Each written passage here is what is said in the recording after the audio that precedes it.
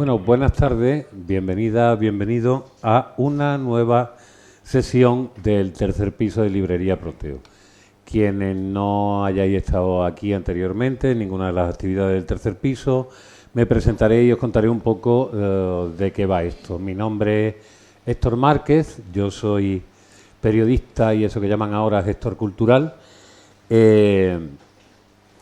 y soy el encargado de llevar a cabo, a partir de el incendio y la posterior restauración de la librería, incendio del año 2020, de Librería Proteo, se me encargó que organizase algo para reactivar un poco la actividad de la librería y las enormes pérdidas que tuvo. No sé si vamos a conseguir restaurar las enormes pérdidas porque fueron enormes y ya sabemos que estas cosas culturales tienen lo que tienen. Pero bueno, lo intentamos. Desde el año 2022, desde octubre del 2022, iros sentando, sin problema. Llevamos haciendo esta actividad, le llamé el tercer piso, porque eso de ponerle tercera planta, pues ya saben ustedes que suena un poco a diálisis o a oportunidad de señora caballero, y no es el caso. La intención que tenemos aquí es recuperar un poco el espíritu que en su día tuvieron las librerías. Esta concretamente, esta librería, que como saben ustedes es la más antigua de Málaga, ya tiene 56 años de historia, y también la más pionera, tanto en la ayuda a la formación de los primeros grupos políticos de resistencia al régimen franquista, porque la librería, la primera vez que se abre Proteo, se abre en el año 69, en un almacén aquí cerca, ya después la librería física se abriría unos años después. Ayudó a los grupos de resistencia política, como decía, también como los primeros grupos culturales de Málaga. Librería Proteo se convirtió en la primera sede del colectivo Palmo, que si ustedes recuerdan bien, fue el primer colectivo artístico que surgió en una Málaga que no se parece en absoluto a la actual. Lo único que sigue existiendo son los espetos y las vinagas en verano, pero por lo demás ni había tanto guiri, incluso la ciudad era un poco nuestra. Ahora que estamos perdiendo un poco la ciudad, queremos intentar, por lo menos en esta labor de resistencia que tienen las librerías, que no sabemos hasta cuándo van a durar, pero que con su ayuda, pues lo mismo dura más de lo que nos tememos, pues intentamos hacer este tipo de actividades. Normalmente traemos presentaciones de libros, clubes de lectura, debates, y en este caso de hoy vamos a hacer una cosa diferente. Aquí José Leandro Ayllón, que es el invitado principal de hoy, bueno, el invitado de hoy, el principal, el único y el irrepetible José Leandro Ayllón, que como ustedes saben, diré unas cuantas palabras de él. Él nació en Chipiona en el año 58, pero ha vivido prácticamente toda su vida en Málaga. O sea, que lo podemos considerar como malagueño. Y de hecho, esta cosa de malagueño al final es un carnet que no exige mucho trámite. No es como entrar en Estados Unidos ahora. Aquí el que llega se hace malagueño rápidamente. Pero él ha vivido aquí toda la vida. Estudió filología, ¿no? O filología clásica fue lo que tú estudiaste. Filología hispánica. Filología hispánica. Cuando todavía la facultad estaba en San Agustín. Estuvo con Miguel Romero Esteo en sus tiempos. No sé si lo disfrutó, lo sufrió, ambas cosas, porque con Miguel las relaciones, eso lo sabe bien Lola que está aquí, eran un poco biunívocas y extrañas. Pero sin ninguna duda, en aquella generación, Miguel Romero sirvió también para activar muchísimo las poquísimas actividades culturales que había para la gente joven. Él rápidamente entró a formar parte del equipo que editaba las revistas de la Universidad de Poesía de la Universidad de Málaga, que después se convirtió poco a poco. País era la primera, ¿no?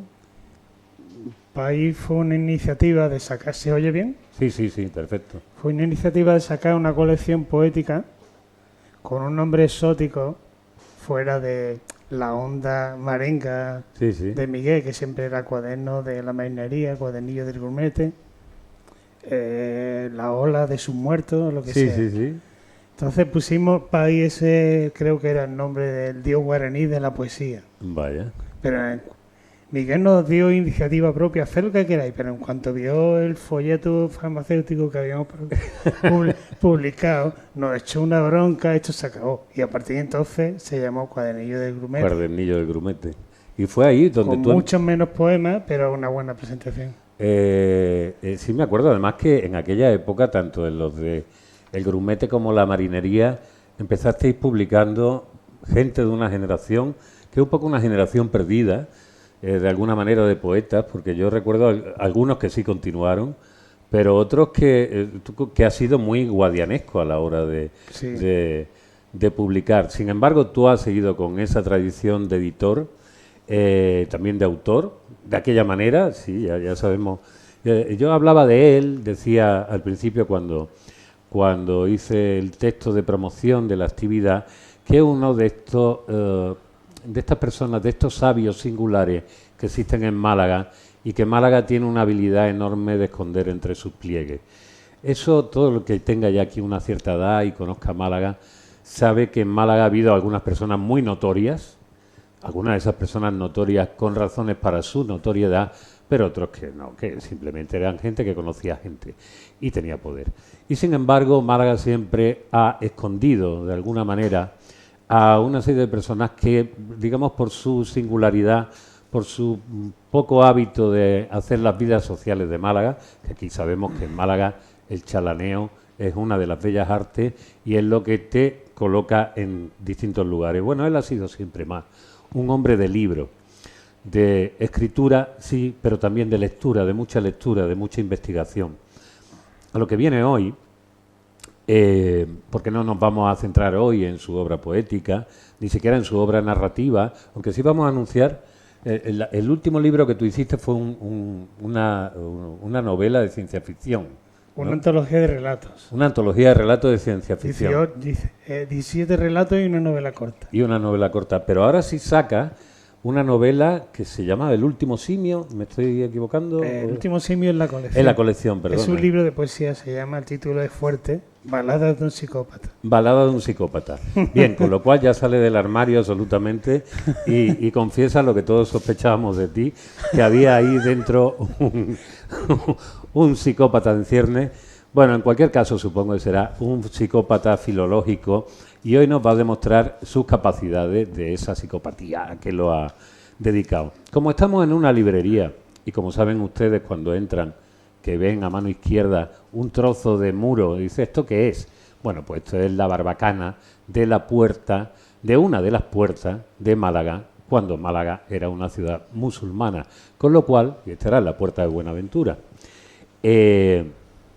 con lo cual hoy viene todo al cabo, porque José Leandro me propuso, dice, mira, yo quiero venir aquí a hablar del libro en Al-Ándalus, que es una cosa de la que sé mucho. En realidad me lo propusiste tú. Yo te lo propuse. Sí, porque di una conferencia aquí sobre la bohemios malagueños, sí, que más o menos vino el mismo público de hoy, porque era junio también, claro. La gente eligió la playa. Claro. Y entonces tú te enteraste tarde. Sí, yo no tenía ni idea de que había organizado y esto. Como tú, mucha gente. Y me propusiste dar otra charla aquí, presentando libros, hablando de un tema, sobre otro tema muy diferente. Yo escogí este, que es, digamos, entre mis muchos temas, mi tema absoluto. Este es el tema donde tú ya más sabes. Ahí. Porque tú eres bibliotecario, ¿no? Sí. Tú te dedicas a ser bibliotecario en la universidad. Sí, fui a Granada a estudiar la carrera de biblioteconomía. Ajá. O sea que tú vives entre libros, totalmente, dentro y fuera. Unos los prestas y tienes que llevar... Vivo entre libros, pero no entre escritores ni poetas. No, ya.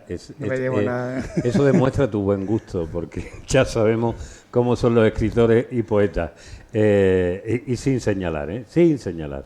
Bueno, hoy, ¿cuál es el tema? Como estábamos diciendo, es el tema que él más domina, que es el libro en Al-Ándalus.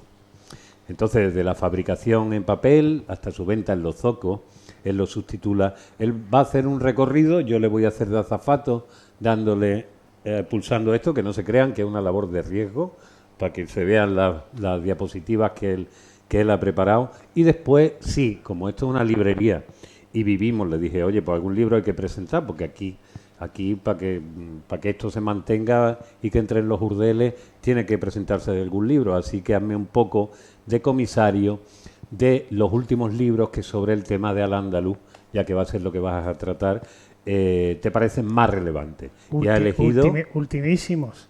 Son ultimísimos. Porque hay libros muy importantes sobre el Al-Ándalus, pero están en francés o en inglés, o en alemán incluso. Y hay libros también en español muy buenos, pero están ya descatalogados. Entonces he traído lo que está más al día, lo último de lo último. Pues lo último de lo último, lo que sí resulta es que coincide todo de la misma editorial. ¿Sabes? Una cosa que hemos editado nosotros es el libro Al-Ándalus, un pasado de esplendor, de Claudia Santos, que editó Ediciones del Genal, que aquí lo tienen ustedes. Es un libro divulgativo, pero con mucho mérito, porque para quien quiera hacerse una idea de lo que fue el esplendor de Al-Ándalus, ¿no? La sabiduría, el conocimiento, trae muchísimas fotos, te lo explica todo muy bien resumido. Yo he intentado hacer más o menos lo mismo. Bueno, te dejo hablando de esto. No. Sí, yo voy a hablar ahora y después me voy a callar. Y aunque parezca imposible, yo me voy a callar. No hace falta dejar las preguntas para el final, podéis interrumpirme todas las veces que queráis. Pueden interrumpir, bueno, pues podéis interrumpir. Yo sí voy a esperar a preguntarte al final, salvo que vea una cosa que no entienda y levante la mano, como se hacía antes en la facultad. Los otros, como decía, son todo de Editorial Almuzara, la editorial de Manuel Pimentel, que saben ustedes que por lo menos en estos temas se está especializando con bastante acierto. Hablaremos de los libros al final, si les parecen. Entonces yo lo que te daría es paso para que cuentes un poco lo que vienes a contarnos. La primera historia es una duda que yo tengo. ¿Al-Ándalus es desde que llegan los almorávides, los almohades, o cuándo podemos decir que es Al-Ándalus? Al-Ándalus es supuestamente del 711, vale. Entonces, que desembarca Tarik y Musa, derrotan al ejército godo, supuestamente. Bueno, pero eso lo vas a contar ahora. ¿Empezamos, Héctor? Empezamos, cuando tú quieras. Me gustaría cambiar la imagen, la representación que tenemos de Al-Ándalus, me gustaría cambiarla por completo. Entonces, lo típico siempre es el turbante. Bueno, pues en Al-Ándalus los turbantes solo eran un indicativo de potestad. Lo llevaban los ministros, los alfaquíes, que eran los señores de la ley coránica, eran los talibanes de la época. Dieron bastante lata. Afortunadamente los califas siempre hacían, los jefes en general, siempre hacían lo posible por tenerlos aguantados. En la poesía andalusí se habla mucho del vino y se burlan de los alfaquíes. Eran el hazmerreír. Tenían una idea de que todo tenía que ser religioso, ¿no? Los libros también, las bibliotecas, las librerías. Y están totalmente equivocados, una interpretación del Corán. Porque en el Corán Mahoma dice, prefiero un hombre de ciencia a un hombre de fe. Prefiero un hombre que sabe enseñar lo que sabe a un religioso. Pero en fin, entonces lo del turbante, eso era para clase alta, altísima.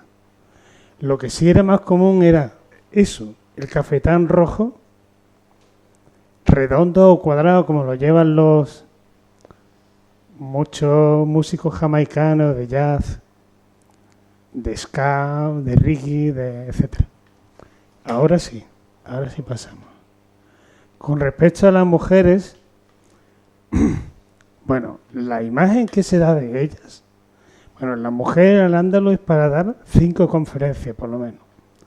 La imagen que se pone de ella. Yo cuando veo en documentales mujeres muy negras, que son gitanas en el fondo, con el pañuelo aquí atado, las chatarrillas aquí colgando, las quincallas, la danza de los 7 velos, la danza del vientre, eso no existía. El velo se dejaba para la corte, por ejemplo la de Córdoba Califal, como decía Antonio Gala. E incluso en la corte había mujeres que decían: yo no me pongo el velo porque no me da la gana. Esta es la imagen más real de la mujer en Al-Ándalus. Tenemos esto de aquí arriba, se llama sabanilla, y efectivamente es un diminutivo de sábana, pero con Y en vez de ella. Porque en la lengua andalusí había mogollón de términos en romance, ¿no? Que luego dio origen al castellano, gallego, etc. Como vemos, esta mujer no solo no lleva velo, sino que encima enseña las tetas. Luego lleva una especie de chaqueta que no sé por qué no se abrocha, un pantalón bombacho y esto, que no sé cómo se llama, cuando dicen más liado con una pata de un romano, no sabes lo que dice, más liado con una pata de un andalusí. La chica más o menos viste igual, ¿no? Esta mujer de aquí lleva la sabanilla de aquí arriba, el tocado, es muy parecido a lo que hay en Arabia y en algunos países de Oriente Medio. Lo que pasa es que en Al-Ándalus se llama sabanilla. Y como vemos, está maquillada. Tiene los labios pintados, las cejas también muy delineadas, los ojos pintados. Y ese color me parece que también, ella también está maquillada.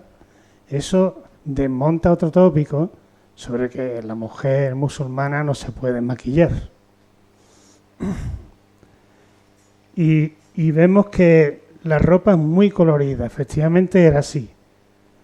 Distintos colores en una misma prenda. Y en sitios fríos, como por ejemplo Granada, ¿no?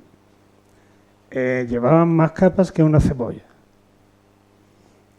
Eso para hacernos una idea de cómo era la antropología visual, ¿no? Oye, lo que lleva ella es una especie de sombrilla que está cubierta, ¿no? Eso es la sabanilla. Ah, la sabanilla no es lo que lleva arriba. Eso sí. No, digo sombrilla. Esto que parece que está... Eso, aunque parezca otra cosa, aunque parezca una sombrilla, es un telar, pero un telar portátil, digamos. ¿Vale? Un telar. Sí. Vale. Un telar portátil. Igual que hay teléfonos móviles y teléfonos fijos, pues telar fijo, telar Había móvil. un iPhone de telar. De eso. Estupendo. Pasamos. Bueno, a mí esto me recuerda a los verdiales. El señor con el violín. Este es una figura muy parecida al alcalde de las pandas de verdiales. Ajá. Que lleva como una batuta de color así. Pues este lleva una tela roja con la que supuestamente está dando el tono o mandando la orquesta, ¿no? Según los nudos o la forma de cogerlo, pues le da la pauta a la pequeña orquesta. Esa era la forma más de vestir de la Andalucía. Ahí no hay turbante que valga y hay un gorro cónico, una especie de boina, una corona, y aquí hay una mujer bailando tan despreocupada sin velo ni nada. Es que, sinceramente, me descompongo cuando veo esas imágenes audiovisuales o visuales de la vida en Al-Ándalus. Y otra cosa que siempre suele salir es la tetera marroquí con el vasito del té. Eso no, el té no existía en Al-Ándalus. El té llegó a Marruecos y los países musulmanes en el siglo XIX, bastante avanzado el siglo XIX. Pues está curioso, ¿verdad? ¿De dónde es esta imagen? ¿De cuándo? Estos son las primeras gentes cuando conquistan Granada. Granada en realidad era musulmana. Por mucho que estuviera allí el rey católico o quien fuera, o el conde Diego Hurtado de Mendoza, la mayoría eran musulmanes. Aunque yo prefiero decir la palabra andalusí, porque no todos eran musulmanes. De hecho, ya que he citado Granada, un alto prelado de Roma va a visitar el reino de Granada, la capital y el reino, en el siglo XIV, a principios del siglo XIV, cuando todavía era Andalusí, no había sido tomada, se tomó, ya sabemos, en 1492. Y esto para demostrar que no andalusí no significa forzosamente musulmán. Y me estoy enrollando mucho. En 1313 volvió a Roma y escribió: en Granada, no sé si se refería a capital o reino, en Granada todos son descendientes de cristianos. Es una afirmación muy fuerte, una aseveración grave. ¿Eso qué significa? Que eran... Yo siempre digo que es como el mismo perro con distinto collar. Antes se llamaban godo, hispano-godo. Y ahora sí, ahora ya, paro ya. Si no, no vamos a hablar nunca del libro. Adelante. Cuando digo que andalusí no significa forzosamente musulmán, esto lo demuestra claramente. Espero que se vea bien. No sé si ponerme en el centro. No molesto, ¿no? Es que esto de quedarme aquí sentado mientras el público está ahí me da como un halo de... Esto era la estructura social básica de Al-Ándalus. Para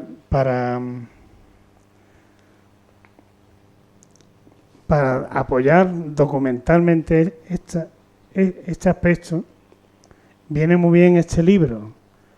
Se llama El libro de Al-Ándalus de Durán Velasco.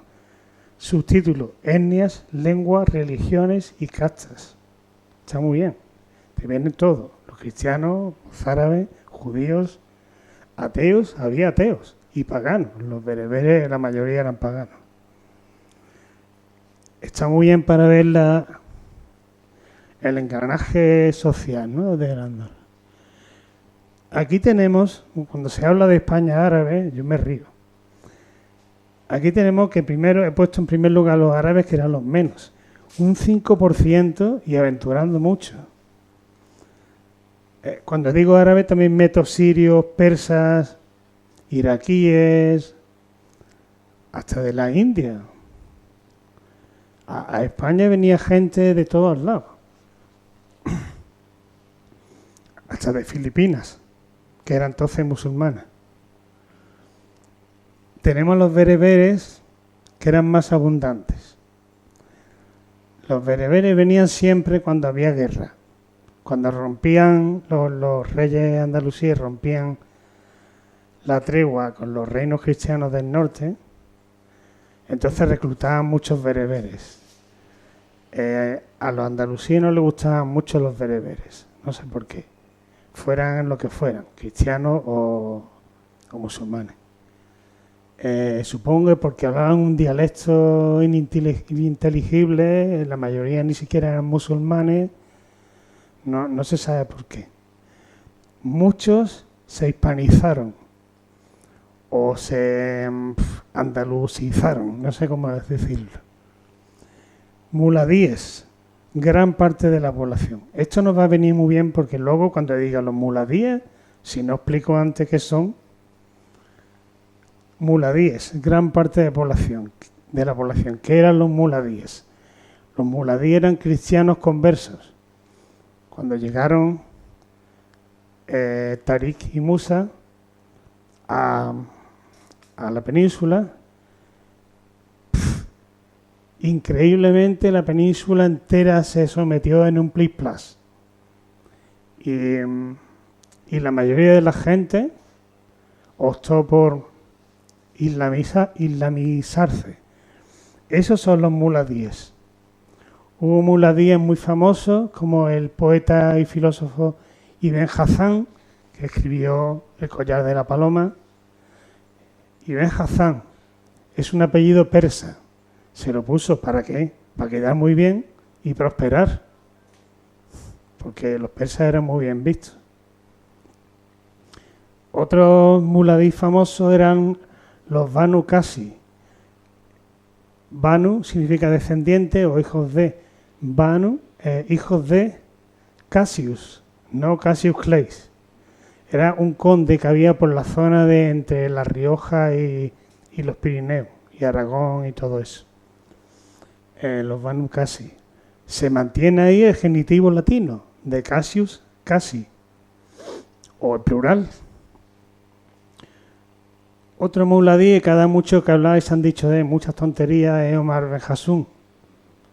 Se han dicho de las cosas más... Lo han cogido esa figura muchos historiadores provincianos y han dicho cada barbaridad. Que si se hizo amigo de los bereberes, como luego él se cristianizó, los bereberes le dieron la espalda. Pero en realidad del cristianismo luego volvió al Islam, pero cogió una secta, la chiita, que no le gustaba a los califas. Y luego finalmente se hizo enterrar como cristiano. Menudo potaje. Yo he estado en Bobastro y he visto las supuestas tumbas de Omar ibn Hassún y su hija Argentia, que supuestamente murió mártir, y las tumbas apuntan a la Meca. Pero hay un autor muy bueno, Brian A. Catlos, que dice que lo más seguro es que eso fuera propaganda de los jefazos, que entonces era el califato de Córdoba. Propaganda para desprestigiarlo, porque llegó a ser, no solo fue un gran rebelde, sino que llegó a dominar la provincia de Granada, Jaén, Almería, parte de Murcia, parte de Extremadura, un máquina. Los hijos no supieron llevar para adelante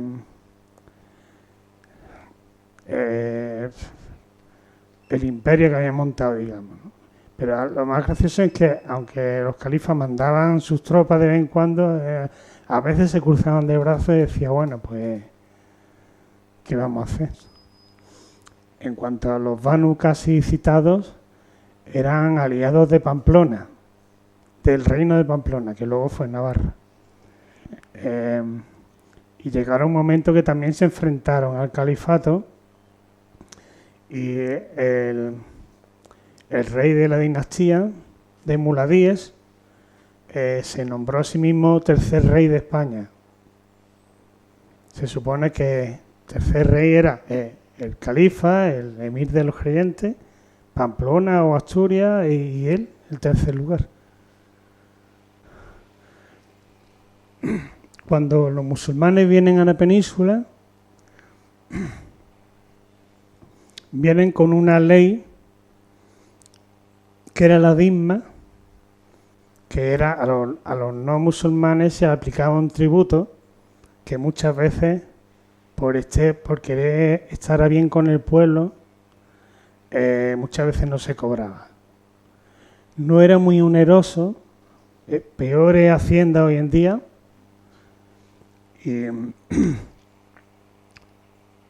y había una condición que si eras un hombre de fe, monje, prelado, cura, lo que fuera, no tenías que pagar el tributo.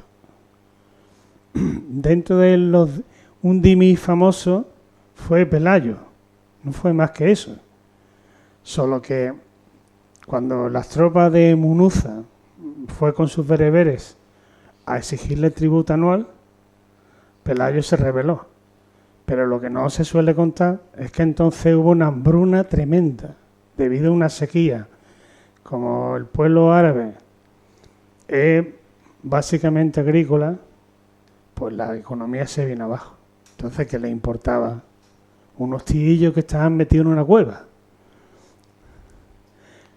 Los mozárabes eran los dhimíes, los tributarios, que vivían en proximidad con los árabes. Se parecían muchísimo a los árabes ya. De hecho, mozárabe mustarib significa parecido al árabe. Había más categorías, o sea, no eran tan duros los supuestos invasores. Y digo supuesto porque muchos historiadores se están poniendo de acuerdo para decir que no fue tan grande el ejército, que lo que hubo fue pactos. De hecho, había un conde que se llamaba Teodomiro, que dominaba Murcia y parte de Valencia. Y se le respetó tal cual su religión, sin tener que pagar tributo, pero de vez en cuando, si necesito algo de tu grano, pues me lo das. Si estamos en guerra y necesito hombres, tú me los das, ¿vale? Y yo también te doy a ti algo. Como decía, no eran tan duros. Aparte de la disma está la maula, que eran como nativos protegidos, no pagaban tributos. Cuando los cristianos empiezan ya a tomar territorio andalusí, le llamarán maulados a esas familias protegidas o dinastías. Y por último, la guala, que es la antigua clientela romana, es un vínculo de igual a igual. Yo te doy, tú me das. Curiosamente, el poder andalusí tenía guala con Pamplona, el reino de Pamplona. Era totalmente diferente a Asturias, León, etc. Era una cosa de igual a igual. De vez en cuando Pamplona se sublevaba y el jefe iba para allá con sus tropas y le convencía de que era mejor esto que estar en guerra. Adelante. Acércate un poquito más. ¿Esto se puede acercar más? Sí. Bueno, Al-Ándalus yo siempre digo, Al-Ándalus is different. Al-Ándalus era completamente diferente. Tenemos esta diferencia lingüística que es para caerse de espalda. Asucabaj es escabeche, pero en dialecto andalusí. La palabra original árabe es seibah, en árabe clásico, claro. Otro ejemplo, jabus, aviz, en dialecto andalusí. Un aviz era una donación pía que se daba a una mezquita o cualquier otro centro religioso. En árabe clásico es waqf. ¿Cómo pudo pasar de esa palabra casi imposible de pronunciar a abus, a jabus? No lo entiendo. Eso para demostrar lo diferente que era todo. Y seguimos adelante. Y ya nos metemos en materia. Y cuando nos cansemos, pues nos vamos y ya está. Ya voy a empezar a hablar de la parte elemental del libro, que es la escritura. La escritura tiene un lado físico y otro espiritual, digamos. La escritura, el alifato, la escritura árabe, es una escritura que permite escribir muy rápido, en trazos rapidísimos, sin perder su belleza, por supuesto. Pero, por ejemplo, para hacer un códice en un monasterio francés de la Edad Media, tenían que estar... Y aquí era... Otro. Siguiente copia.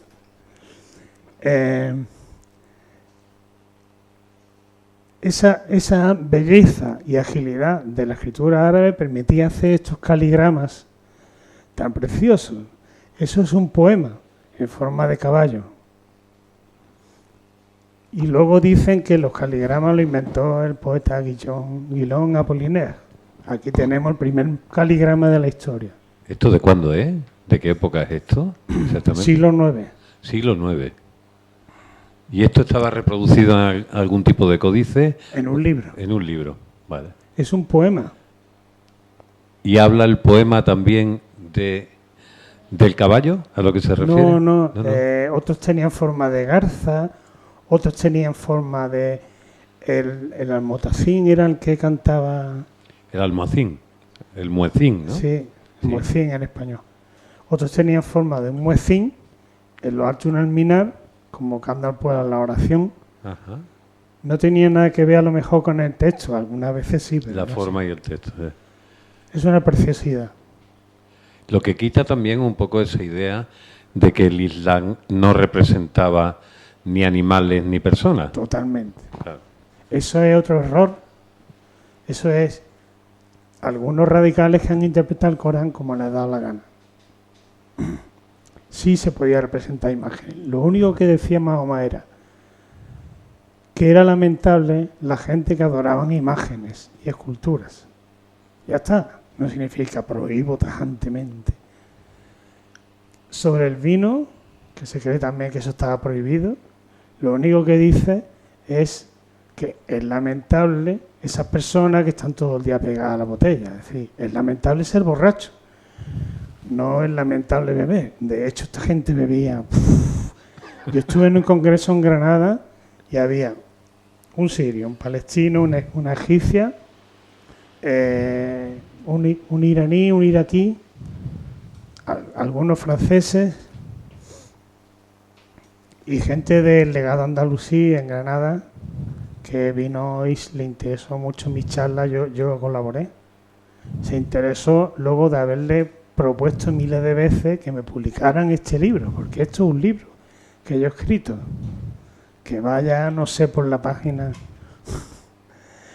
Entonces, esta gente de Oriente Medio, algunos eran de Marruecos, bebieron como cosacos y se hincharon de jamón. Y yo le hice de guía por Granada, ciudad que conozco muy bien porque como estudié allí. Seguimos con la escritura. Kúfica a la izquierda se llama así porque ese tipo de escritura empezó, apenas hay diferencia, pero yo lo explico y ya veréis que queda claro. Ese tipo de escritura empezó en la ciudad de Kufas, por eso se llama Kúfica. Es muy cuadrada, muy recta y los trazos muy largos. Y esta de aquí es la Nasjí, que es la más clásica de todas. Nasjí viene a decir como copiar o algo así, ¿no? Fijaos qué decoración tiene esa página, ¿no? Miniada. Coinciden en el tiempo ambas escrituras. Quiero decir, Sí, y no sí, tenían tampoco un uso de decir, la Kúfica era para este tipo de texto y la Nají para otro, o era independiente. Pero en Al-Ándalus la que arrasa es esta de aquí, como voy a demostrar ahora.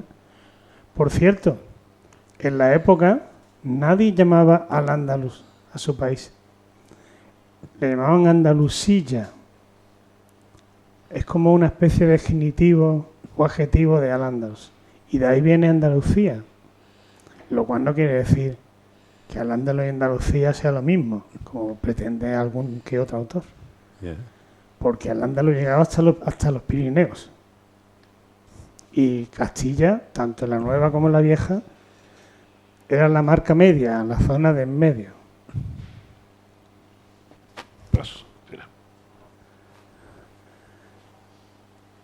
Esto demuestra que la escritura kúfica es la que se hizo más popular en el Andalusilla.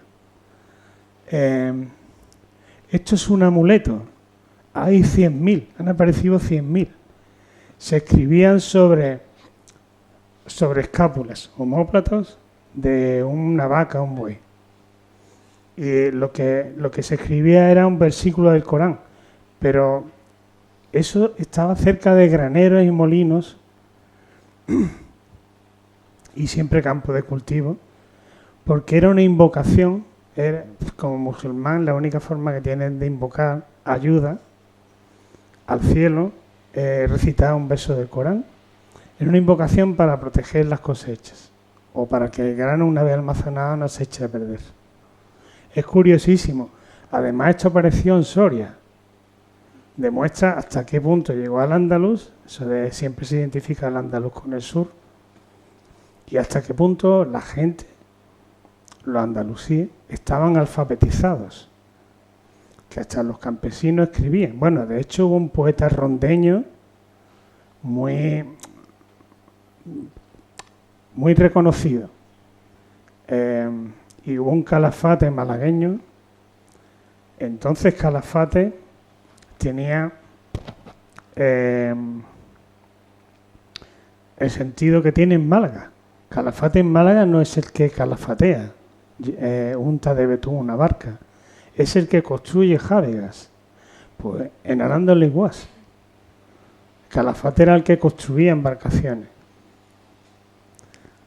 Pues hubo un Calafate en Málaga que era un hombre que todo el mundo hablaba de él, todos los famosos de la época, digamos, por su cultura, su sabiduría, su escritura. Era cualquiera, escribía. Una de las ventajas de este tipo de escritura, me imagino, no lo sé. Esto se ve regulado de bien.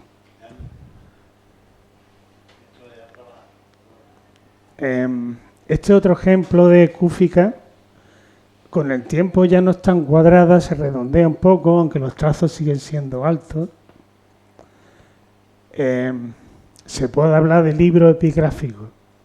No todo es libro escrito, también había libro oral.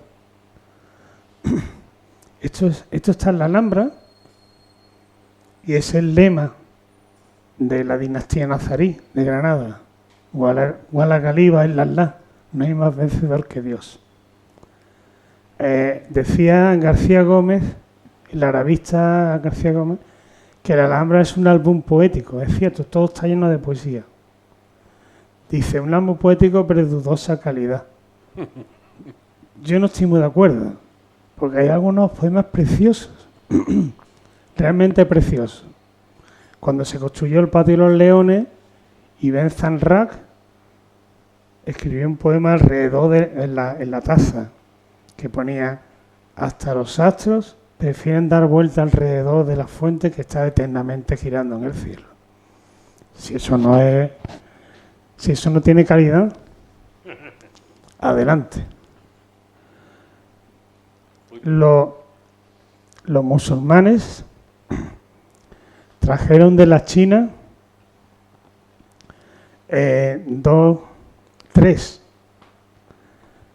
tres grandes avances.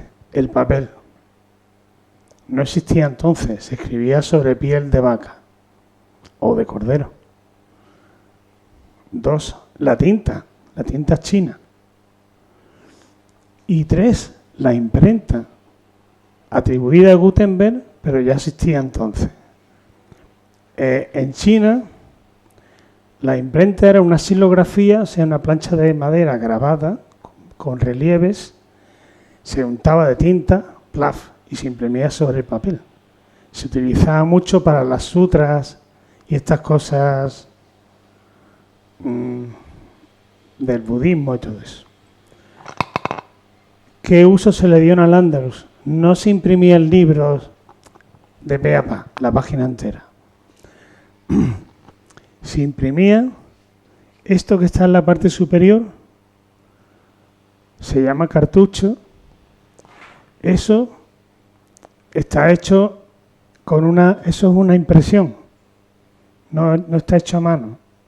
Hacían lo mismo que los chinos, una plancha de madera con relieve, tinta, pero además tinta de distintos colores. Había otra cosa más que a mí me ha sido muy difícil de encontrar para visualizarlo, que es las capitales, que son las mayúsculas, igual que en la Edad Media y en los libros bien editados como los de Miraguano, etcétera, las mayúsculas de principio de página están ornamentadas. Eso ya se ve en los códices, por ejemplo, el libro de Kells, cualquier códice medieval.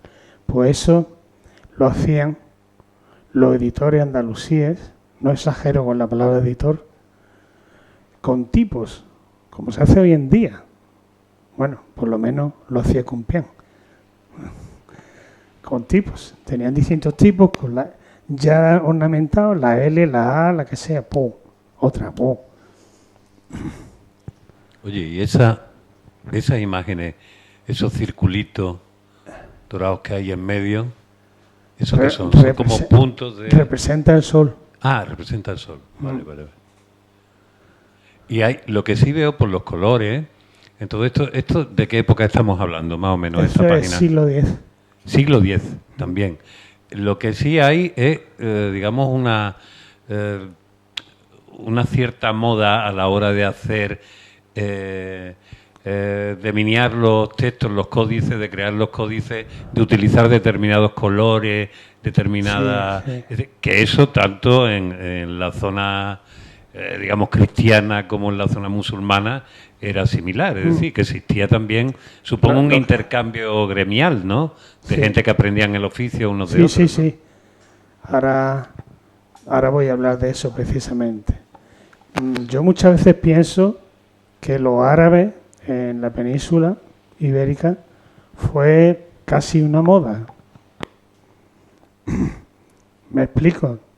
Todo el mundo quería escribir en árabe, todo el mundo quería saber de poesía árabe, todo el mundo admiraba la cultura árabe. Álvaro de Córdoba, una especie de eremita, se quejaba de que los mozárabes cristianos que vivían próximos a los árabes habían perdido el gusto por el latín, por la cultura cristiana, digamos, ¿no? Se equivocó a medias, porque en el siglo X, en la gran biblioteca del califa Al-Hakam, que tenía nada menos que más de 400.000 volúmenes, había libros en latín, había libros en romance mozárabe. Bueno, y voy a contar una cosa, hablando del romance. Siempre se dice que el castellano empezó en La Rioja. ¿Por qué? Porque hay glosas del latín en un códice, le llaman la glosa emilianense, porque es de San Millán. Hay glosas, o sea, para explicar a la gente lo que eso significa, porque la gente no sabía latín. Hay glosas en vasco y hay glosas en castellano primitivo. Pues de ahí viene todo. Y cada año el presidente del gobierno español va para allá a homenajear que ahí empezó la lengua castellana. Pues como decía, ¿cómo se llamaba este hombre? ¿Martínez Lorca? Ah, sí, Andrés Martínez Lorca. Sí, él dijo algo al respecto. Yo lo digo más claro. No hay que olvidar que el monasterio de San Millán era un monasterio mozárabe. Los que montaron el monasterio y daban el culto y rezaban eran mozárabes. La escritura en la que se escribieron esas glosas y ese texto en latín eran mozárabes.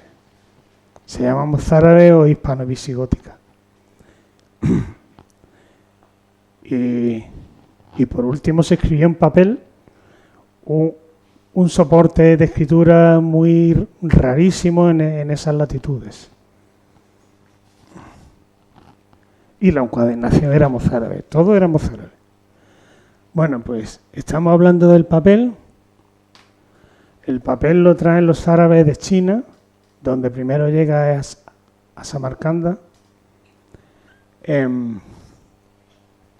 Aquí vienen algunos de los procesos de su fabricación, aunque algunas cosas yo no las entiendo. Por ejemplo, esto. Un horno. ¿Cómo se extraía el papel? El papel se extraía de algodón, de lino y de cáñamo, que se trituraba. Se pasaba por agua, a veces se calentaba, puede ser eso. Entonces se formaba como una pulpa. La palabra en inglés para libro de bolsillo es pulp. Se formaba como una pulpa que luego con un cedazo, como los buscadores de oro, con un cedazo filtrabas. Una vez que había sacado la pulpa del líquido, del agua, lo prensabas para que perdiera agua, claro. Que creo que puede ser esto de aquí. Lo que no sé es qué hace este hombre.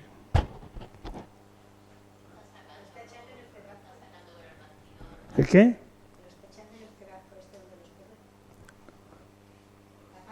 Sí, es que se ve raro. Y luego el papel se colgaba para secarse. A pesar de que lo habían planchado, se tenía que secar aún más. Y ya esta parte de aquí de la derecha no lo entiende muy bien. Eso es una mesa, eso es un papel y lo de encima no sé lo que es. Entonces, espera. Entonces, hace algunas décadas, bastante diría yo, a mí se me pasa el tiempo volando y cuando me quiero dar cuenta llevo ya 40 años escribiendo sobre esto.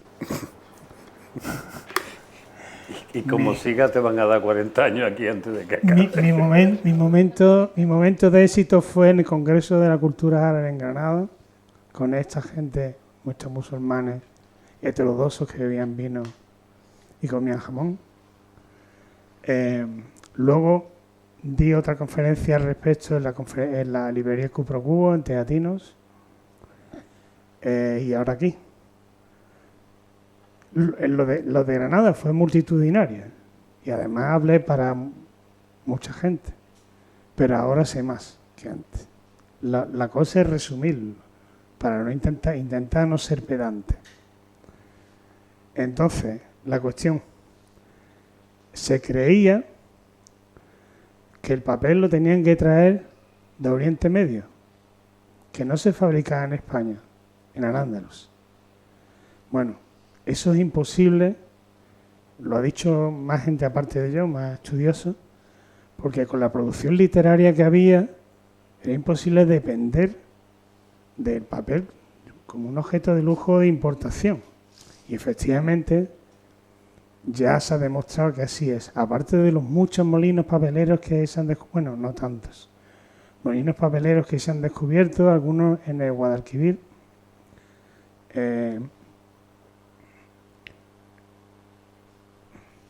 hay testimonios. Uno, por ejemplo, ya que estamos en Málaga, hay que hablar un poco de Málaga.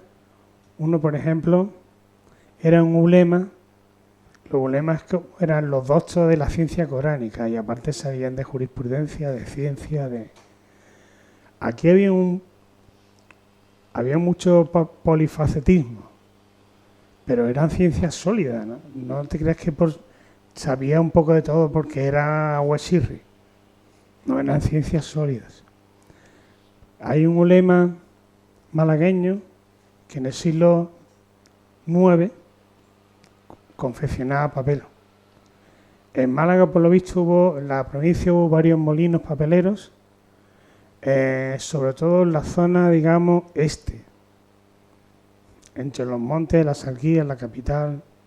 No hay muchos ríos caudalosos, pero se establecía un sistema de acequias. La palabra para molino papelero es aceña. Es un molino hidráulico con una noria. Bueno, que no siempre servía para hacer papel. ¿Qué hay a continuación? Bueno, esto es otra cosa. Quisiera decir más sobre el papel. También hay una noticia que descubrí gracias a participar en un congreso en Morón de la Frontera sobre otro ulema, por lo visto la gente de religión o de opuesta en el Corán, eran todos papeleros. Un ulema en Morón que también se dedicaba a la fabricación de papel. Su apodo era Al-Warraqiq, porque Warraq es papel. A veces me pregunto si papel guarro no vendrá de ahí. O igual es un apellido. Es un apellido.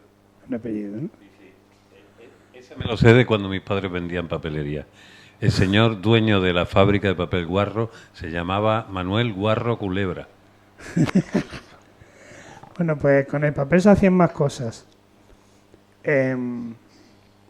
Se pulían para que la tinta para que se escribiera de manera fácil y suave, no se atascara la pluma, se satinaba normalmente con polvo de arroz. Cuando había un molino de arroz, es que había un molino papelero, porque ¿qué sentido tiene moler el arroz? Esta gente no se echaba polvo de arroz como los japoneses. Entonces el polvo de arroz hacía que el papel tuviera una calidad, una sátina preciosa, ¿no? Y había un último paso que a veces se hacía y a veces no, que era tintarlo. Normalmente se tintaba de un color amarillo entre ocre. En el reino nazarí de Granada se tintaba de púrpura, porque era el color del Estado, de esa nación, de ese reino. Porque el primer rey nazarí era Al-Jamar, el rojo, el pelirrojo. Y luego también la colina donde estaba la Alhambra era la colina roja.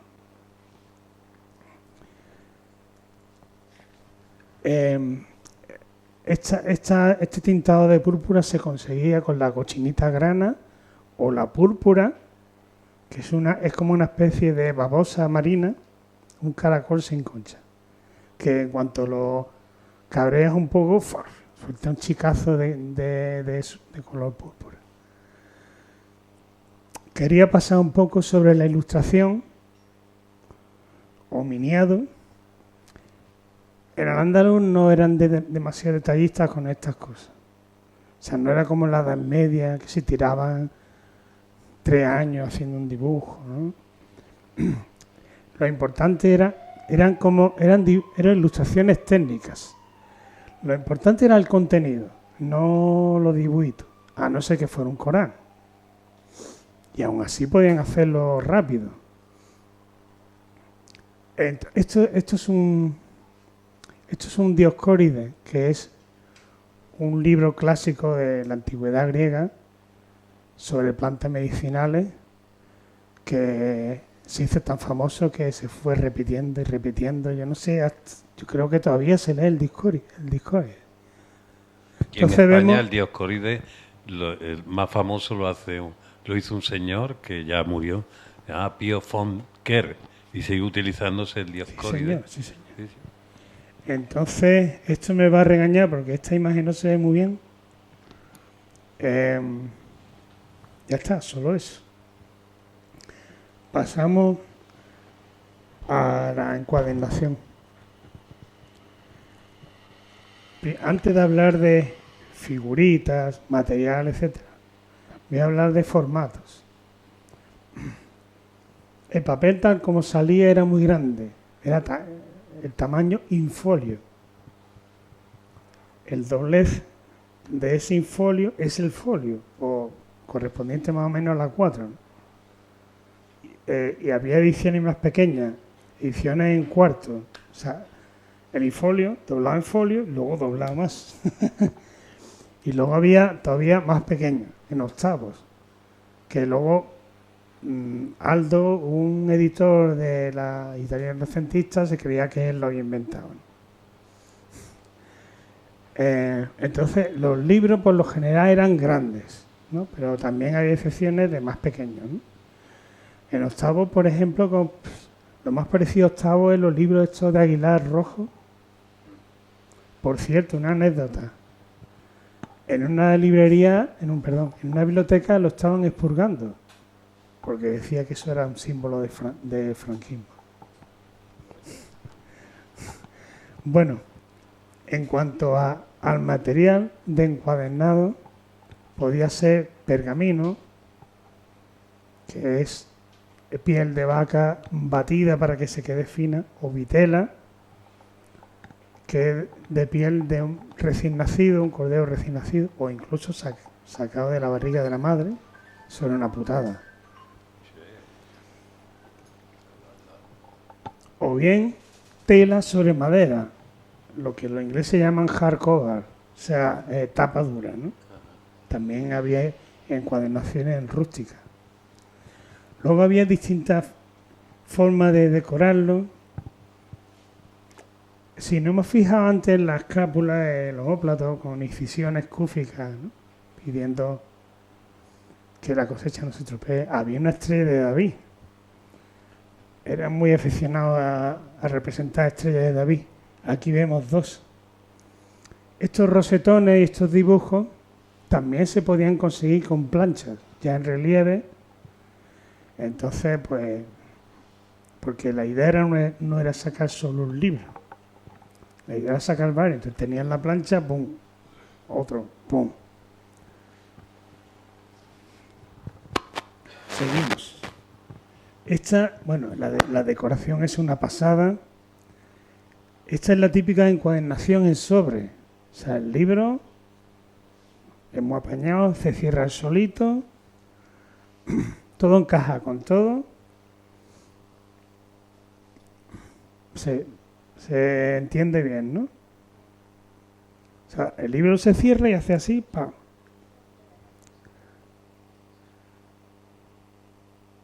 Y esto, aunque no se ve muy bien, es la encuadernación de cerrojo. Cuando el libro no interesaba que nadie se lo llevase, en alguna biblioteca, por ejemplo, esto salía más caro. Pero una pregunta. ¿Estas tapas servían, eran digamos como si fuera una maleta para meter cualquier libro? Es decir, o tú te tenías que hacer para un libro concreto, cada uno tenía su tapa, o podías sacar, digamos, No, es la encuadernación del libro. La encuadernación del libro concreto, vale. Esto es el lomo, sí, lo del centro, y esto es la cubierta y la contracubierta. Sí, no, es que la duda que he tenido, digo, ya que te has hecho una encuadernación en condiciones, que debe costar un pastorraque, sobre todo esto, pues bueno, pues mira, hágame usted una tripa y tal, y lo voy metiendo en el resto, ¿no? A lo mejor la pregunta es una tontería, pero... Una encuadernación muy barata que elegían muchos editores era la de papelón, que es como decía algo así como cartón, papelón. Son muchos papeles reciclados, a veces de otros libros. Yo me he encontrado algunos libros que tiene un libro más antiguo dentro de una parte de ese libro, ¿no? Reciclabas papel de primera calidad o de segunda calidad y lo pegabas con cola, goma arábiga, hasta que era un tocho así. Y con eso encuadernabas el libro, una encuadernación barata que lo que importante era el contenido, como horrible. Esto, no sé si se ven bien estos detallitos de la cubierta. Eso es repujado en frío, ya no era la plancha. Eso se hacía de la siguiente manera: se dibujaba a lápiz o algo parecido al lápiz, porque eso es muy enrevesado. Se dibujaba a lápiz con mucha minuciosidad y delicadeza. Luego se mojaba la piel, porque eso es piel, y se hacía una incisión con un cuchillo fino, claro, de punta muy fina.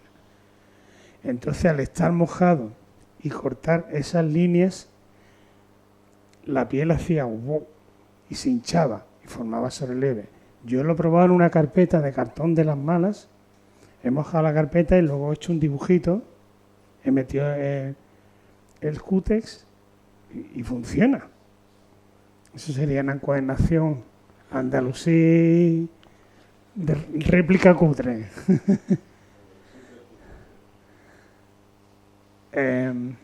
Vamos a pasar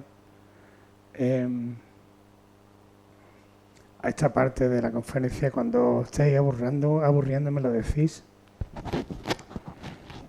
La edición, no exagero con la palabra edición, y las copistas, no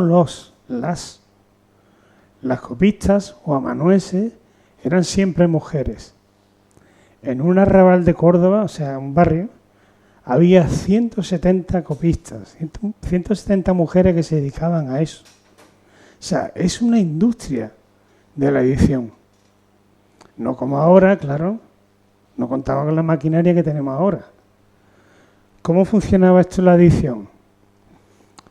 El autor pasaba el manuscrito original a un editor jefe. El editor jefe podía pasar el manuscrito tal cual a las copistas y ella hacía las copias que hicieran falta, 500, 1000, las que fueran. O bien, en un aula como esta, con mucha más gente, el tío leía en voz alta, tenía que ser un buen orador, y las mujeres copiaban. Eso daba pie a ciertas erratas, porque claro, no es lo mismo tú ver las letrillas y copiarlas que alguien que hable, ¿no? Por último, o sea, es una industria, ¿no? Por último, la última figura de la edición es el revisor, no es el que te cobra el billete de autobús. El que revisa es el actual corrector, el que revisa si hay algún error. Aún así, a veces lo había.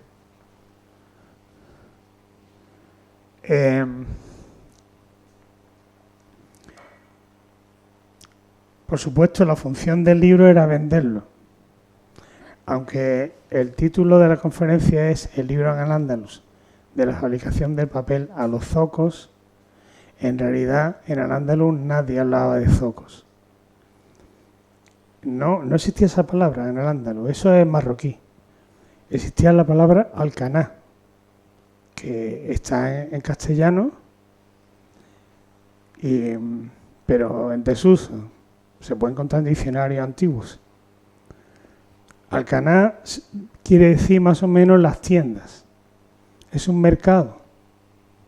En este caso hay productos gastronómicos, cerámica, pero lo había exclusivamente de libros. En Córdoba había varios. En Sevilla, donde está el Parque María Luisa, que entonces no era tan grande, ahí ha habido un mercado de libros, también grande.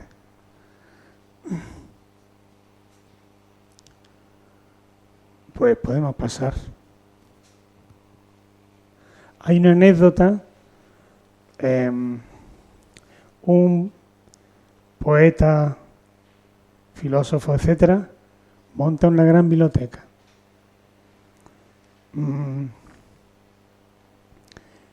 Y elige a uno como bibliotecario jefe, que luego estaban los bibliotecarios auxiliares, ¿no? O sea que sí, es increíble, pero era así.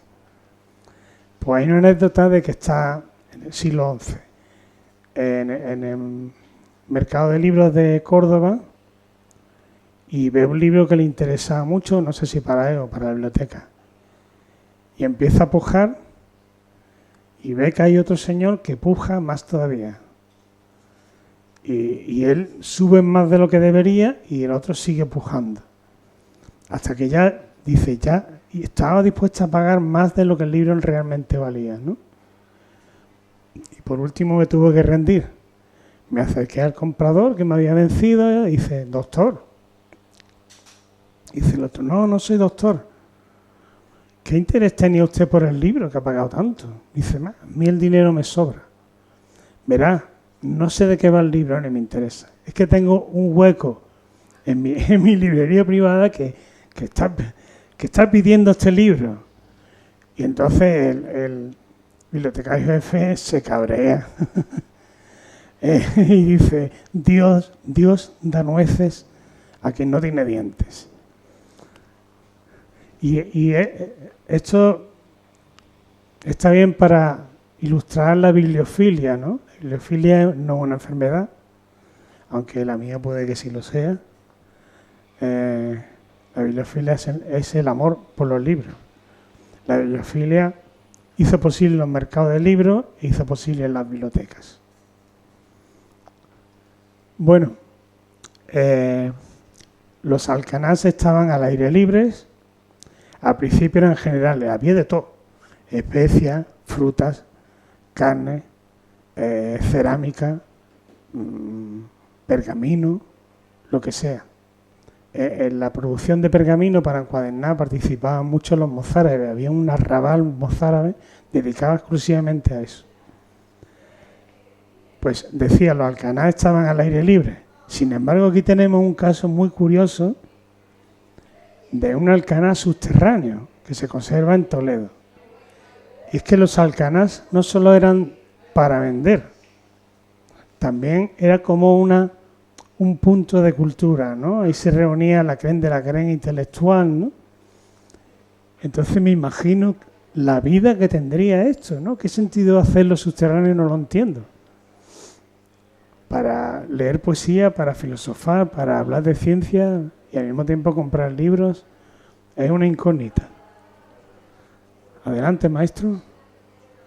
Esto me atrevería a decir que es la única representación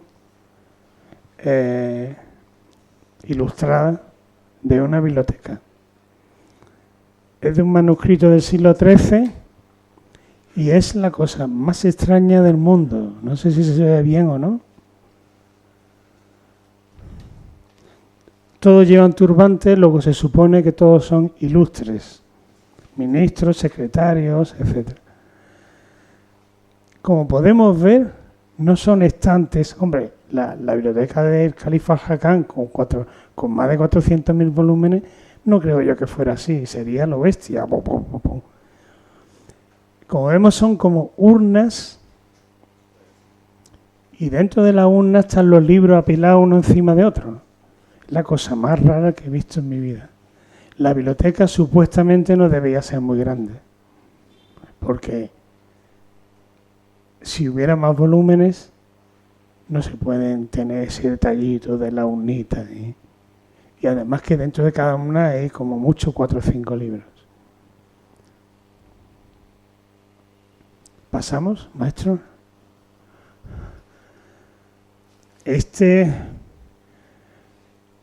Otra función del libro, por supuesto, aparte de como objeto de venta, para almacenar en las bibliotecas. Hubo un famoso bibliófilo que llegó a tener una biblioteca tan extensa como la de Al-Hakam, en Almería. Cuando Almería fue tomada por otro reino, el reino de Granada, lo cogieron y lo hicieron preso. Su única preocupación eran sus libros. Por favor, no dañéis mis libros. ¿A dónde van a ir a parar? Como decía, otra función del libro, por supuesto, es la enseñanza. En la Edad Media española, cristiana, como los libros eran tan escasos, a la hora de enseñar el contenido de ese libro, lo que se hacía era que cada uno hiciera una copia de una parte del libro. Eso se llamaba pecio, como de los barcos naufragados. En Al-Ándalus se estudiaba un tocho o varios. Al principio dependían mucho del Oriente Medio. De hecho, terminaban un viaje de estudio, era la parte final, bajo licencia de maestro o profesor, que firmaba en el libro o libros, ponía su nombre como diciendo, estás listo para enseñar para lo que quieras. Al principio, citando al Hakam, fundó un montón de escuelas para pobres, huérfanos, campesinos, quien fuera, ¿no? Instruidos por profesores muy capacitados, ¿no? Al principio las escuelas, o llámesele universidades o institutos de enseñanza, estaban dentro de la mezquita. Como dice Rivera, eso tenía que ser digno de verse en la umbría, ¿no? Todo el mundo sentado en el suelo, hablándose de filosofía, de ciencia, tenía que ser muy curioso, ¿no? Poco a poco la enseñanza sale de la mezquita. Ejemplo de las escuelas que fundó Al-Hakam y ejemplo de la madraza de Granada, que servía para instruir a los funcionarios. Enseñaban matemáticas, astrología, de todo. Y por cierto, volviendo a Málaga, la madraza la fundó Yusuf I, nazarí, porque veía que sus funcionarios eran muy incultos. Falso. Es porque en Málaga se habían adelantado bastantes años antes. La madrasa de Málaga estaba cerca de la Puerta Tarazana, donde está el mercado ahora. Y insisto, los alumnos se tenían que leer libros enteros. Eso era único en el momento. Al andaluz, hay veces que leo libros de la Edad Media y pasan al andaluz por delante, sí, descaradamente. Cuando esto influyó en el siglo de oro, en el Renacimiento, etcétera. A Averroes se le sigue leyendo. Esto sería el epílogo de mi conferencia, pero si queréis nos lo saltamos. Sí, yo creo que este es el final, ¿no? Sí, ya es el final. Bueno, aquí estás hablando un poco de los géneros y esa historia, pero me gustaría también que nos diese un poco de tiempo a decir, aunque sea una mínima pincelada de cada uno de estos libros que tenemos aquí. Cierto. ¿Te parece? ¿Vale? Que llegamos... Este es el que más te gusta a ti, ¿no? Bueno, este es el que se aproxima más al contenido de mi charla. Los sabios de Curtuba. Curtuba era Córdoba, como se le llamaba en esa época. Y todo va sobre cultura, científicos, filósofos. Está muy bien. No todos musulmanes, también cristianos, mozárabes, etc. Este libro, Historia y Arqueología de la vida en Al-Ándalus, de Cristina Camacho y Rafael Valera, es muy interesante porque es de la poca bibliografía que hay que se acerca a la vida cotidiana y a las clases populares. Porque, como yo digo, la historia, aparte de escribir a los vencedores, la escriben los reyes y la gente importante. Y se aproxima a cómo se vivía la gente más humilde, por ejemplo, también. Y por último, y por qué no, la gastronomía de Al-Ándalus. Yo tengo debilidad por la gastronomía, tanto sefardí, o sea, judío-española, como andalusí y en general. Al principio, las menciones a la cocina aparecen en poemas.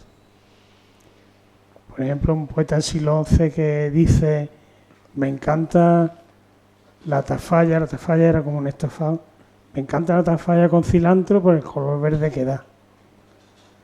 Otra vez aparecía el libro de medicina o de dietética, pero por último ya, bastante tarde, a partir del siglo XII-XIII, empiezan a aparecer libros de cocina. Y este los recoge todos. Y aparte lo que he citado de poesía, etcétera. Y ahora ya decidimos si seguimos con esto o no. A mí me gustaría también que si alguien quiere hacerte alguna pregunta antes de que terminemos, ¿alguien tiene alguna duda? ¿Alguna cosa que quiera preguntar a José Leandro? A mí me gustaría saber, ¿se sabe que autores en su tiempo pudieron tener una categoría más de autores superventas, entre comillas, quiero decir, sabiendo que tal cosa no existía, porque normalmente la mayoría de los libros lo podían comprar las personas que tenían dinero para ello, quiero decirte. Porque sí. Aquí nos has hablado que también había libros que quien no lo pudiera comprar, que existía la idea de una biblioteca también, ¿no? Que sí. No lo pudiera comprar, podía leerlo aunque no lo tuviese. Sí, ¿no? Las bibliotecas en Al-Ándalus eran muy curiosas. Se ha conservado un presupuesto anual para mantenerlas. Y el mayor porcentaje de dinero que se le adjudicaba era para comprar papel, porque también servía para que la gente hiciera sus copias y servía como centro de cultura, ¿no? En Al-Ándalus lo escribían todo, desde esa escápula hasta un anuncio un anuncio publicitario donde se vendía una esclava cristiana que, además de bella, sabía filosofía, medicina, alquimia. Una de las principales cosas que decía al principio que tú querías con esta charla, sobre todo, romper una serie de tópicos. Sí. El principal tópico es que si equiparamos las zonas andalusíes con las otras zonas en la misma época medieval, la diferencia que hay, digamos, de una sociedad culta, permisiva, permeable, no tan sometida, no tan jerárquica como otras. Y tolerante. Y tolerante, básicamente se va claramente a favor de la zona andalusí. Hay un poco una idea que yo creo que ha tenido mucho que ver con la propaganda católico-cristiana posterior y evidentemente la evolución que en los últimos años, en las últimas décadas, en los últimos 100 años, ha tenido, digamos, las culturas islámicas. Se ha confundido mucho lo andalusí con lo islámico, pensando que no tenían absolutamente nada que ver, ¿no? Porque aquí una de las cosas que a mí más me llama la atención es el hecho de un apoyo social a la escritura, un apoyo social a que la gente no fuera analfabeta, de alguna manera. Sí. Escribía todo el mundo, desde marineros, campesinos, calafates, como he dicho. Oye, aquí, en esto que has hablado, porque aquí hablas de los géneros literarios. Género literario y ensayístico, no todo literario. Era famosa cuando, por tú ejemplo... decías autores de superventa. Averroes, por supuesto. Averroes era un... Por supuesto. Vale. Ibn Hazán con su collar de la paloma. Exactamente. Lo que conocemos es el collar de la paloma, porque yo por lo menos lo leí en la edición que hizo Alianza, que hizo Emilio García Gómez. Sí. Se conserva un solo manuscrito, hay varios manuscritos. ¿Cómo ha llegado a nosotros el collar de la paloma? Pues una cosa oscura de la historia del libro en Al-Ándalus es que de vez en cuando los alfaquíes, por ejemplo, le comieron el coco, por ejemplo, al Mazor y entraron a saco en la biblioteca de Al-Hakam. Afortunadamente lo que había ahí, lo que se perdió allí, se conservó por otro lado, porque como se hacía tantas copias, no sé si es lo que me has preguntado. Bueno, no, da igual, si es que tú vas a contar lo que tú quieras directamente. No, estaba diciéndote que si, por ejemplo, el collar de la paloma, que es uno de los textos que ha llegado a nosotros... Sí, se conservaron varias copias. Se conservaron varias copias. Algunos incluso algunos manuscritos se contradicen con otros. Ajá. Dice lo mismo, pero de forma diferente. ¿Y qué rango tenía, por ejemplo, un poeta como Ben Hassan en aquella época? Pues era importantísimo. O sea, que el reconocimiento que, por ejemplo, puede tener ahora mismo un poeta no tiene nada que ver con el que se tenía entonces, ¿no? Bueno, más quisiéramos. Los gobernantes amaban a los poetas. Ajá. La poesía era muy importante, era el género más importante. Tanto así que cuando había guerra, porque había un reino que se quería independizar, por ejemplo, del califato, los defensores de una fortaleza y los invasores se pasaban poemas en una flecha y los leían, y a veces los leían, se asomaban. Magnífico, excelente poema, tal igual. A ver, ¿qué os parece? Entre col y con lechuga. ¿Alguien quiere hacer alguna pregunta? ¿Tiene alguna duda? ¿Alguna cosa? Es que otro poeta famosísimo. Venga. Se oye, ¿no? Otro poeta famosísimo, Ibn Zaidún. Ben Saidún, claro. Que tuvo un amor imposible con Walada porque su familia estaban enfrentadas. Es como el Romeo y Julieta de la época. Walada era una mujer de agárrate y no te menees. ¿Y Walada no era poeta también? También. Claro. Y filósofa y científica, y se negaba a llevar velo. Bueno, y se negó a... Era también como Abelardo y Eloísa. Sí. Se negó a casarse porque no podía casarse con Ibn Zaidún y pues yo no me caso, me dedico a la ciencia. Oye, nos quedaríamos mucho tiempo para escucharte y contar las cosas, pero creo que por la hora que es, y además permitiéndole a Ana Mari que salga a su hora, lo podemos lo podemos dejar aquí con la promesa de que termines escribiendo tu libro, ¿vale? Y lo sacas y lo conviertes en un libro y no tengas que ir por ahí con la gente copiando tu... Ahí Almuzara todavía no he escrito. Bueno, pues Almuzara habla con Almuzara y si no aquí tiene ediciones. Almuzara tiene sus cosas buenas, aunque a veces cae un poco en el provincianismo. Por ejemplo, cuando llama Andalucía, están hablando de Andalucía y en realidad se están refiriendo al Andaluz.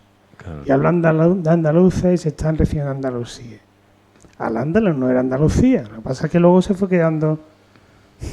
Bueno, desde la batalla de las Navas Tolosa se fue quedando... Esta es la política posterior, que la gente tenía que agarrarse, digamos, a algún tipo de ideal, como hicieron los franquistas con Don Pelayo, como tú antes, y después como se hizo a posteriori, después de la transición, se hizo con Al-Ándalus para la creación de las ideas políticas. Pero por suerte estáis los investigadores y los historiadores. Ya que has hablado, perdona, de Pelayo, la diferencia entre el norte cristiano, que la mayoría no era ni cristiano, se empezó a formar un reino cristiano a partir del siglo IX, creo, gracias a la influencia de los mozárabes. Los mozárabes muchas veces emigraban al norte buscando otro tipo de vida, ¿no? Rodeados de cristianos. Pues muchos se daban la vuelta cuando veían el cateterío, lo cutre que era aquello. Eso sigue pasando. Y lo triste la gente se sigue viniendo para acá. Es que la economía de los reinos del norte era la ganadería. No había cultivo. A los árabes no les interesaba, decía. Hay mucha piedra debajo. Aquí no se puede cultivar. Bueno, y ya termino. Oye, os pido un fuerte aplauso para José Leandro Aguillón y su visión de Al-Ándalus y los libros hace tantos años. Muchísimas gracias.